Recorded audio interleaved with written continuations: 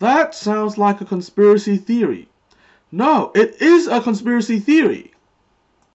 Welcome again to Skeptic TaraElla, where we take a stand against biased beliefs that not only defy facts and logic, but also make effective consensus difficult. Subscribe if you're interested.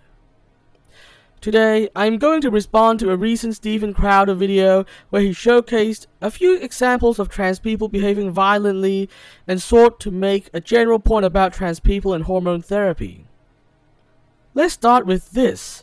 The fact is, while Crowder could find a few examples of trans people behaving badly, and I'm sure you can find even more examples out there, they clearly don't represent the vast majority of trans people. As even Crowder knows, there are at least more than 1 million trans people in America alone. So even if you can find a few dozen cases of trans people behaving badly, that's like less than 0.01% of all trans people. As for his claim that trans people are more likely to behave badly than others, he pulls a few statistics to justify his claim, but those weren't presented objectively. For example, the higher incarceration rate of trans people includes those who have been forced by economic circumstances into sex work to pay for their treatments, which is illegal in most places. Comparing these people to violent criminals is clearly unfair. The other thing is, what Crowder was essentially doing was taking a few bad apples of the trans community and using them to paint all trans people with a broad brush. He even made a highly unscientific hypothesis that trans hormone therapy is responsible for making those people act violently. At this point, I should say that this claim is simply based on speculation justified by pseudo-science, coming from somebody who has no medical training and doesn't fully understand how HRT works.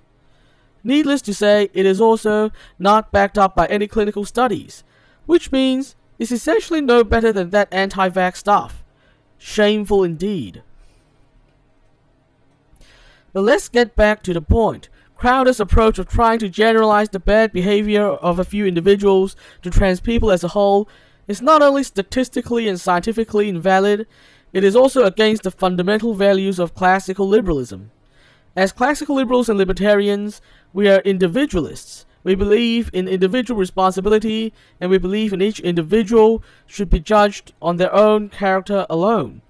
That's why, for example, when some radical feminists say that men as a group are responsible for toxic masculinity, we rightly say something like, "not all men," in return. There's no reason why your average decent family man should be responsible for Harvey Weinstein's crimes, for example. Similarly, there's no reason why your average decent trans person should be responsible in any way for the bad acts of the trans population or be judged because of their behavior. That would simply not be in line with the personal responsibility we all champion. It would indeed be much closer to judging people as a class, just like those radicals who blame straight white men for everything.